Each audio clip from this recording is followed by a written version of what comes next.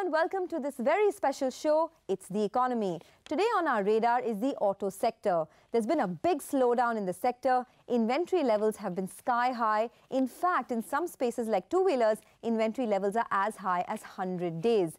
Automakers have indicated that production could be cut by 20 to as high as 50% in the two-wheeler space. Now, not just two-wheelers, even four-wheeler players have been facing the brunt. Maruti, in fact, has decided to cut production by 25% and also up dealer margins by as high as about 8,000 rupees per product in order to aid the dealers. Not just that, in the two-wheeler space, costs are going to get higher as we go ahead because of the new ABS norms. All of that will put further pressure on demand. We did get a chance to speak to Rajiv Bajaj of Bajaj Auto to find out how grave the situation is on the ground. Let's listen in. Just give us an idea of the industry, not Bajaj Auto. Is the sector now absolutely chock-a-block with inventory? The short answer, I think, is yes. We are all aware that growth rates really dropped off since October. The reality is that most people did not anticipate this or chose to ignore it. And that is why what you said is absolutely right. Inventory for some is actually, I think, in triple digits, 100 days or more. They may or may not acknowledge that, but that is the reality. And in terms of production cuts, typically I hear of some of the big makers effecting about a 20% cut. And don't be surprised if on 1st or 2nd April you find out that some of the big ones have cut back by as much as 50 or 60% in March. Will Bajaj Auto be cutting production at all? Happy Holi, Sonia. The color of Holi seems to be black and blue for us this time around. No, for Bajaj Auto, I can say very confidently we are in a good position. I think this is basically for three reasons. A, we did not crank up production and therefore inventories as much as the others did pre-festive. Secondly, we preferred to be safe than sorry, and therefore we had a strong promotion lined up for the festive season, which kept our retail momentum very strong, and that continues to be strong. And I think most importantly, we anticipated this scenario and had a very clever strategy in place to address three very clear segments of price entry and premium with three brands, CT, Platina, and the Pulsar. And we worked on them on all three important or four important aspects, I would say: product, price, promotion, and distribution. As a result, we are at 55 days of inventory right now. I can tell you very specifically, our retail this month may be 200,000 or a little more. The stock is 375,000, so that's about 55 days work. And we have two choices because we are not happy with 55 days of stock. We can either reduce stock to 45 days by reducing the inventory, or we can push up our retail. And I think we are going to push up our retail. You will see it moving up. I am very confident in the next 2-3 months to 250,000 or thereabouts. And then we will be absolutely comfortable at 45 days of stock. So from the 1st of April 2019, we were discussing this earlier as well. The prices of bikes will go up across the industry because of the new ABS norms. Will that impact demand further, Rajiv? I think so. What's going to happen is for motorcycles up to 125cc, where we are a smaller player, I think prices will go up by approximately 1,000 rupees as a combination of CBS and the registration plate. For motorcycles above 125cc, where we have larger stakes, this will be somewhere between 7,000 and 10,000, depending on what exact solutions of single channel or twin channel ABS manufacturers choose, and whether they choose to just pass on the cost or put their margin also on top of it. So that would be the range.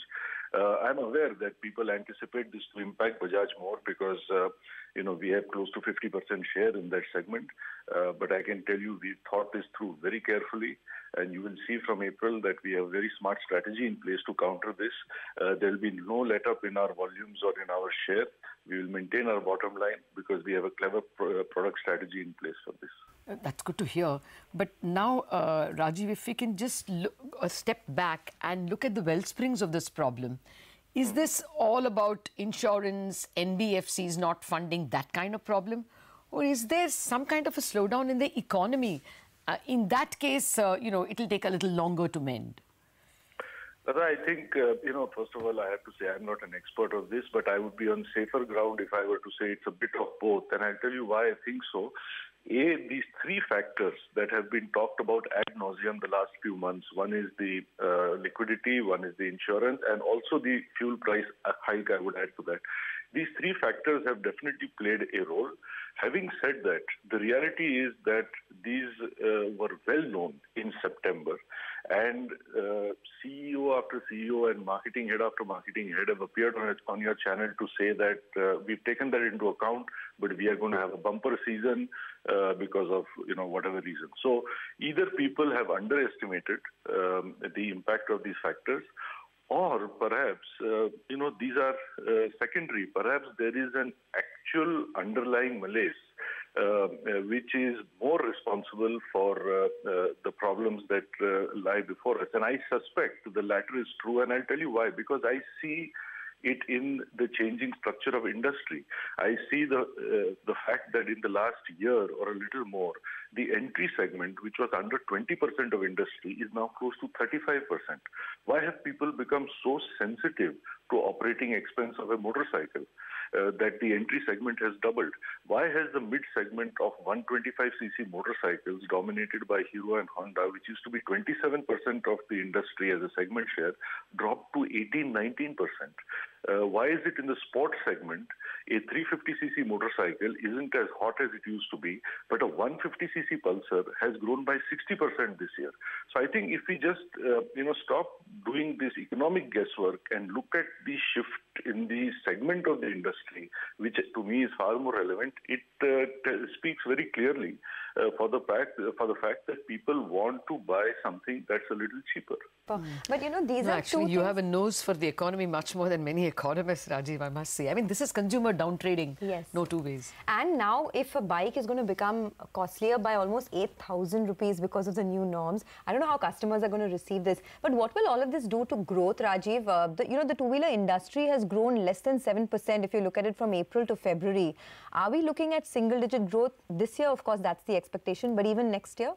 Well, as you're aware, Sonia, the last, since October, second half is actually negative. So anything positive, I think the industry would receive happily and gratefully. Having said that, it's going to now get, camouflaged by this apparent move by some of the big makers to temper their dealer stocks, because if they are going to drop production and therefore billing or primary sales to dealers by as much as 15, 20 or even up to 50% as someone is probably going to do, then the industry is going to actually show strong negative growth, at least till June, because I suspect the marriage season of April, May, June people will lean on that very heavily to liquidate stock. So I don't know what will happen for FY20 as a whole for industry, but the first quarter logically should be strongly negative.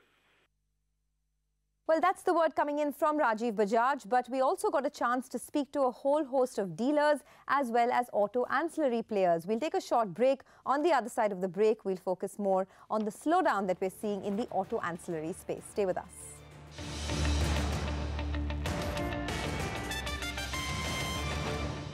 Welcome back to the special show, It's the Economy. Before the break, you heard it from the automakers like Bajaj Auto on the big slowdown underway. We also spoke with a whole host of auto ancillary players like Rico Auto and Minda Industries to find out whether suppliers are also cutting production in line with the OEMs. Listen in.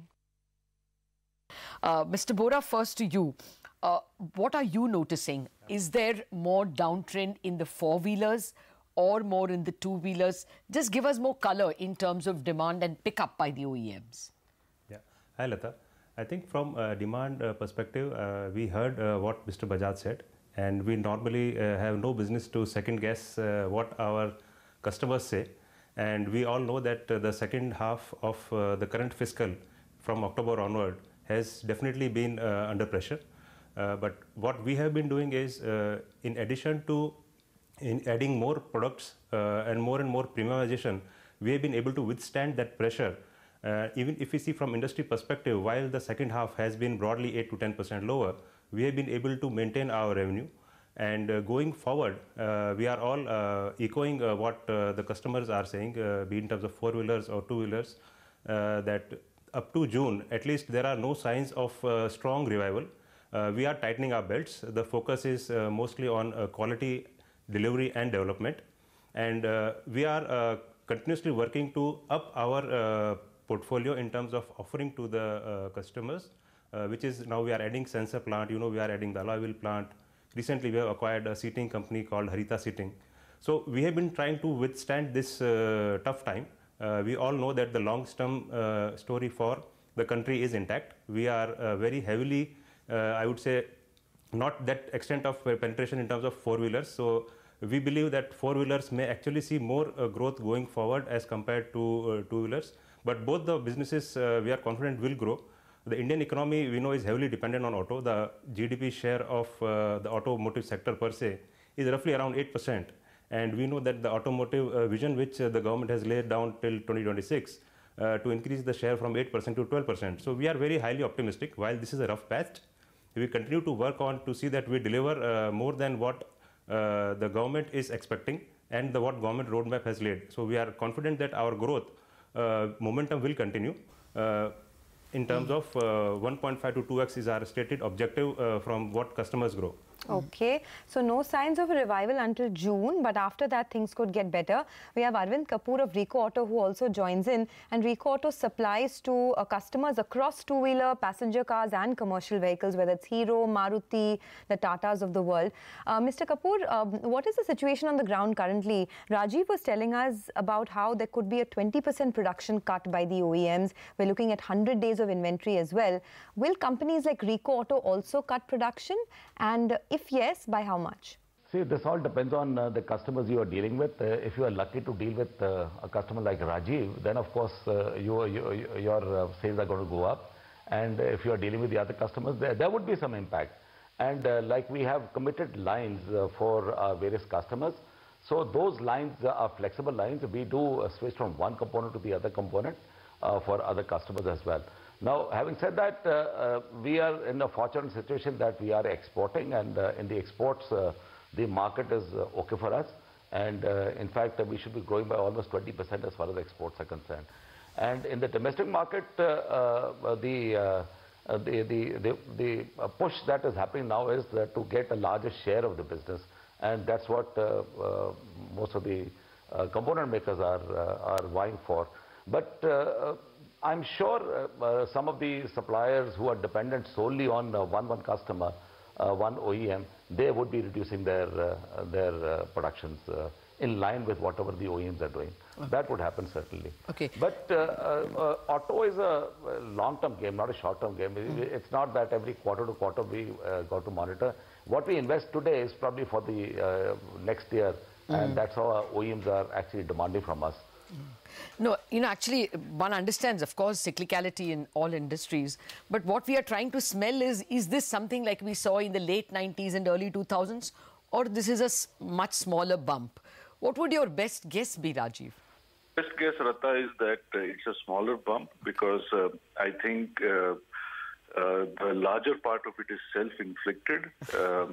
With some people, really having unrealistic expectations of the festive season, and not doing enough on the ground to promote retail while piling stocks into the channel. And then, as is typical, being in a stage of denial for a couple of months, and then the water is above the nose. So I think if that had not happened, we would not have seen this kind of, huge peak and then this huge trough that lies before us. So I would like to believe that things will be calmer after July and that this is a smaller bump. Okay. Well, you're a big export guy, Rajiv, and we just heard Arvind Kapoor also saying that the export market has actually been the relief for him. It should be much more for you. Are things much better outside than inside India?